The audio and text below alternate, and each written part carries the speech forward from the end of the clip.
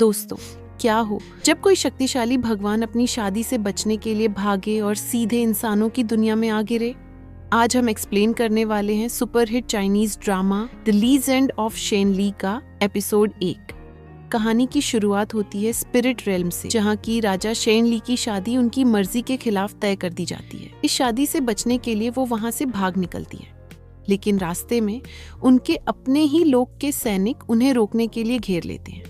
एक भयानक लड़ाई होती है जिसमें शेन ली गंभीर रूप से घायल हो जाती हैं। उनकी सारी जादुई शक्तियां खत्म हो जाती हैं और वो बेहोश होकर सीधे इंसानों की दुनिया में आ गिरती हैं। शक्तियां खोने के कारण शेन ली इंसानी रूप में नहीं रह पाती और अपने असली रूप यानी एक फिनिक्स पक्षी में बदल जाती है। लेकिन गिरने की वजह से उनके शरीर के बाल झुलस चुके होते हैं। जब उन्हें होश आता है तो वो खुद को एक पिंजरे में पाती है।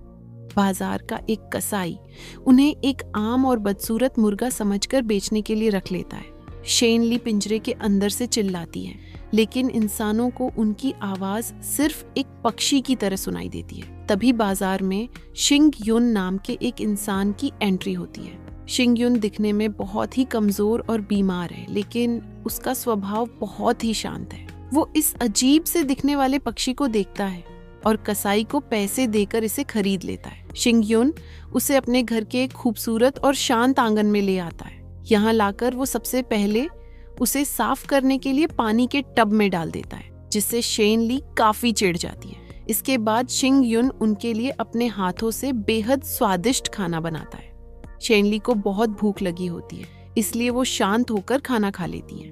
उस खाने के असर से उनके शरीर की कमजोरी दूर होने लगती है और उनकी शारीरिक ताकत धीरे धीरे वापस आने लगती है। ताकत आते ही शेन ली वहां से भागने की कोशिश करती है, लेकिन जादुई शक्तियां न होने के कारण वो दीवार भी पार नहीं कर पाती और बार बार नीचे गिर जाती है।